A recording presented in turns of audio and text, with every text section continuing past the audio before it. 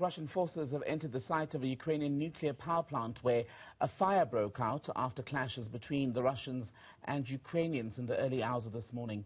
The Nuclear Inspectorate of Ukraine says the plant staff are continuing to operate the reactors as well as supply power according to normal safety rules.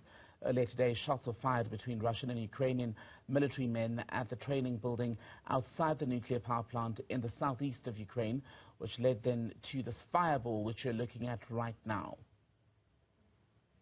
Ukraine's ambassador to South Africa has reacted with shock to the Russian attack on the nuclear plant in Ukraine. Just to update you, in the last few moments, we've in fact heard from Vasily Nebenzia, the Russian ambassador to the UN, who's denied that their forces were to blame for the fire.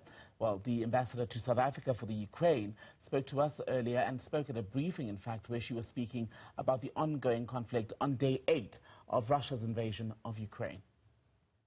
We deeply shocked by shelling of the Ukrainian power plant committed in the past hours by army of the President Putin.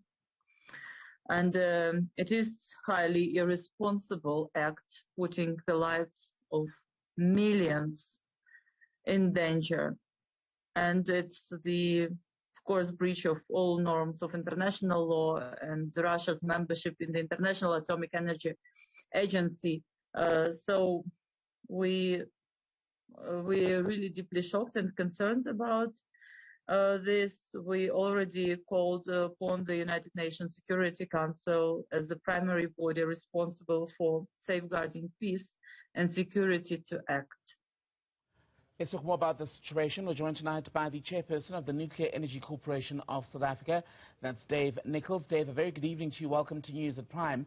Let's talk about why any damage to the actual nuclear plant would be as catastrophic as we've been hearing today. Good evening. I'm not quite sure which of the versions have been heard. I mean, these reactors at this power station are designed called the VVR 1000-320. They're about the same age as Coburg. I think the first one the 6 was commissioned in 85, and the last one in 95. So very similar age to the Coburg plant, and in many ways similar in safety systems and safety approaches to a Coburg-type reactor. Nuclear reactors are pretty robust things. You basically got, if you look at the nuclear reactor itself, you've got a containment building of about 1 meter thick concrete, reinforced concrete around the outside of it, designed to resist a degree of aircraft crash. Not meant to be military aircraft crashes, it's meant to be accidental aircraft crashes. And then inside that, you've actually got another layer of concrete around the actual reactor itself, probably of around 1 meter, 1.5 meters thick. So they're quite robust, and they've got quite diverse protective systems. So I heard the statement that it would be 10 times worse than Chernobyl, and that's difficult to quite quantify. These kind of reactors, that's a pressurized water reactor, which is what these are, very similar to Coburg, are far less prone to the kind of disaster that happened in Chernobyl than clearly Chernobyl was. And so it would take some significant military action aimed specifically at destroying the reactor to actually cause, I believe, a significant accident at the plant. And even then it would be more like the American 3 Mile Island accident in 1979, which had no off-site health effects, than it would be to Chernobyl, which was clearly a very different event in 85. And as we've now learned, the fire and the fighting that took place in Ukraine this morning was in fact in a training facility, I think, adjacent to the actual plant itself. Now, We've also been told that there's been no increase in radio activity levels, if that is the right phrasing to use, at this stage. Is that a sort of thing that you'd be able to measure almost instantly if there's reason to worry, or do we need to watch it over a period of time? Well, I think you understand that the radiation measurements outside the reactor and this particular plant has a series of sensors outside it, which on a public website, I haven't been that myself, but I've seen the results on other people, would be the end result of a chain of events which lead to release. The power station plant will be very well aware of what's going on inside the reactor and would have significant warning of a release, as we would if a Coburg situation occurred. So you wouldn't suddenly discover outside radiation. But there's absolutely no evidence of any current threat to those reactors. As far as we're aware, and the fire they had was a fire in an admin building off the actual nuclear site. So that would have had no effect on the power station. So as far as we're aware, there was no damage or no inflicted to any of the nuclear circuit, the safety systems that are there to support it, or even the ancillaries like the high voltage yard where you actually get the electric power being distributed. So the power station itself appears to be untouched by this. Clearly the admin building has been damaged, whichever that is, but that is not relevant to the safety of the plant. And I would imagine one of the greatest fears about a nuclear disaster is also how quickly the damage could spread and the severity thereof.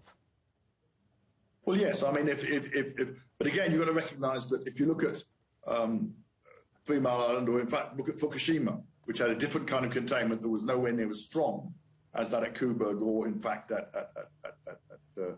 this reactor, it took many hours to go from the initiating event, that was a tsunami, to the actual damage of the core, and more hours for it to actually be released.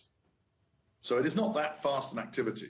The experience in history is of the few accidents we've had, with the exception of the Chernobyl accident, which was a very specific type of accident called a prompt critical reaction, which is not physically possible on a PWR like the Ukrainian reactor or like Coburg. It's going to be a slow process that's going to lead you to a release. And slow process being many hours. And going forward then, as far as security of the plant, you've already said that the quote-unquote containers themselves are incredibly secure, that it would have to be struck quite directly or suffer direct damage. But in the days and weeks ahead, what needs to be done to make sure that safety is still to the highest standard, and that the parameter perhaps around it itself is secured or even more reinforced? Am I right? Well, I think nuclear power reactors are incredibly robustly built, but they're not designed to withstand military action aimed at them.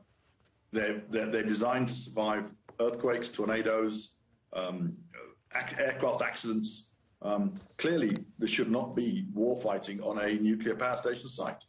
And I would be very worried if any of the participants in this action thought it was a good idea to try and physically attack it. So I can't comment on that, but I can comment that even if you did fire shells at the nuclear reactor, it would take quite a lot of nuclear plant. It would take quite a lot of damage to take out all the safety systems and to penetrate the outside. But obviously, anything is possible.